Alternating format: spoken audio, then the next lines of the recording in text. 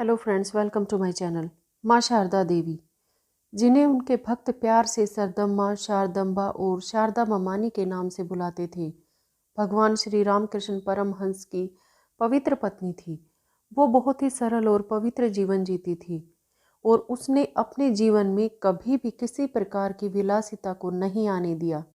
हालांकि उनका विवाह रामकृष्ण के साथ हुआ था, लेकिन उन्होंने कभी भी अपने पति के साथ किसी भी प्रकार के कामुक सुखों का आनंद नहीं लिया, क्योंकि वो दोनों अपने जीवन में किसी भी प्रकार के सांसारिक सुखों का आनंद लेना पसंद नहीं करते थे। माँ शारदा देवी को हम श्रृंगेरी माँ शारदम्बा मानकर भी उनकी पूजा करते हैं, क्योंकि उन्हें भी माँ शक्ति का ही रूप माना जाता है। लेकिन अधिकांश दक्षिण भारतीय उसके महत्व के बारे में नहीं जानते और वे उन्हें कुछ आध्यात्मिक शक्तियों वाली एक साधारण महिला मानते हैं। अच्छी मात्रा में आध्यात्मिक शक्तियों से युक्त होने के अलावा उनमें कोमलता, उदारता, समायोजनशीलता, सहनशीलता और कई अन्य अद्भुत गुण भी होते थे। यद्यपि उनके संपूर्ण जीवन के बारे में पढ़ना हर किसी के लिए संभव नहीं है, लेकिन कम से कम उनकी कुछ महान विशेषताओं के बारे में हम ये महसूस कर सकते हैं कि माँ शारदम्मा कोई साधारण महिला नहीं है, बल्कि एक दिव्य महिला है जिनके गुणों से युक्त हैं माँ शक्ति, माँ देवी। वैसे तो माँ शारदा देवी के बारे में कई घटनाएं प्रचलित हैं।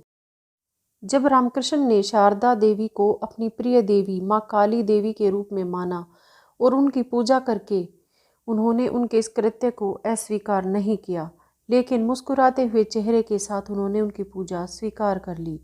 माँ शारदा देवी ने किसी के साथ भी पक्षपात नहीं किया, क्योंकि वो सभी को भगवान का दिव्य स्वरूप मानती थी। शारदा देवी ने अपने पति रामकृष्ण को बहुत सम्मान दिया और उन्होंने उनके आदेशों का पालन किया और उन्हें भगवान के समान माना।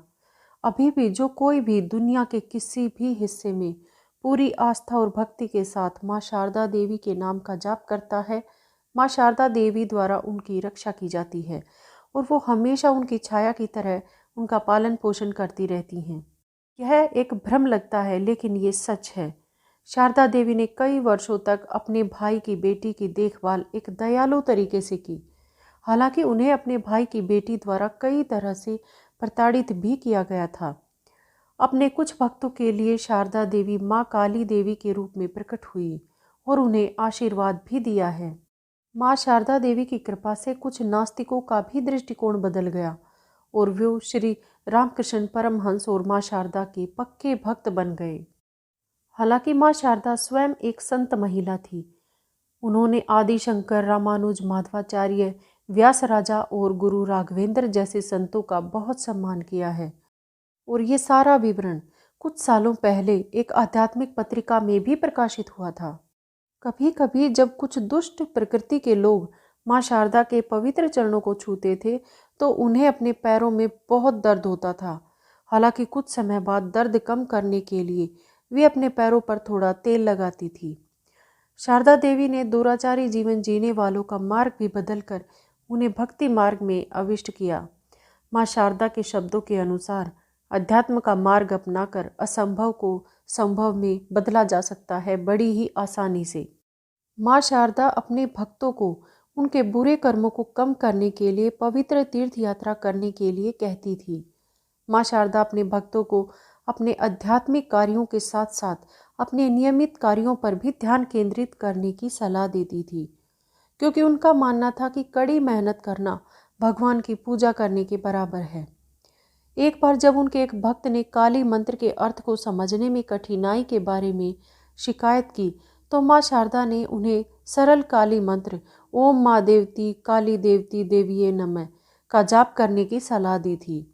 एक बार जब एक व्यक्ति ने खुद को माँ शारदा का भक्त होने का ढोंग करते हुए उन पर चाकू से हमला करने की कोशिश की, तो उन्होंने कोई शोर नहीं मचाया, बल्कि एक दिव्य महिला के रूप में उनके सामने प्रकट हुई और उन्हें अपना दिव्य चेहरा दिखाया।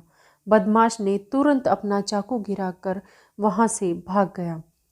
स्वामी विवेकानंद ने अपनी एक रचना में माँ शारदा के बारे में अपनी भावनाओं को व्यक्त भी किया है। उन्होंने लिखा है कि जब मैं माँ शारदा का चेहरा देख रहा था तो अचानक मैंने उनके स्थान पर एक दिव्य युवा कन्या की छवि देखी और इस घटना ने मुझे एक बच्चे के रूप में माँ काली देवी की पूजा करने के लिए प्रेरित किया।